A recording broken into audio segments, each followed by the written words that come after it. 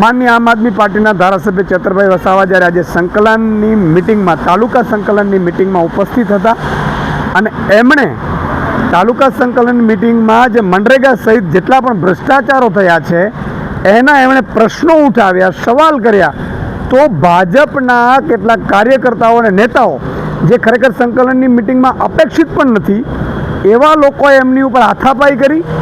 ચેતર વસાવા ભ્રષ્ટાચારની સામે અવાજ ન ઉઠાવે, એમને સવાલ ન કરે, એમની પોલ ના ખોલે એટલા માટે થઈ અને ચેતર વસાવા ઉપર હલ્લાબોલ કરે છે ભાજપના નેતાઓ કાર્યકર્તાઓ.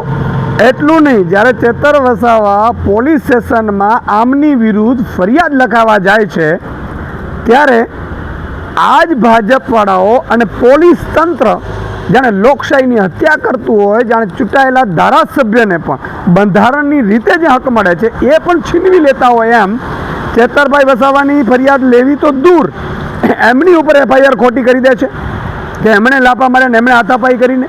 આ શું થઈ રહ્યું છે?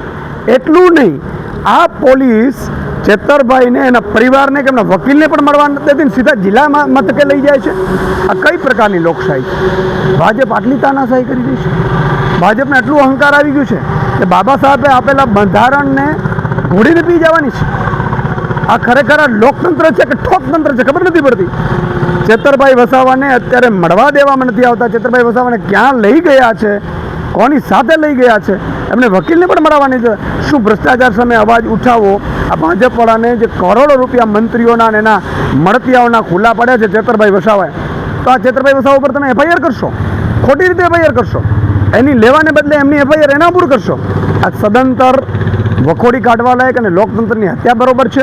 હું DGPને વિનંતી કરીશ કે બંધારણ રીતે ચાલે અને ચેતરભાઈને તુરંત છોડી દેવામાં આવે. એટલું જ નહીં, ચેતરભાઈએ જે ભાજપના નેતાઓ એમના ઉપર હુમલો કરે છે એમની ઉપર FIR લેવામાં આવે, એમની ઉપર તપાસ કરવામાં આવે અને યોગ્ય કાર્યવાહી કરવામાં આવે. સાથે જે ભ્રષ્ટાચાર થયા છે એ ભ્રષ્ટાચારની પણ યોગ્ય તપાસ થાય.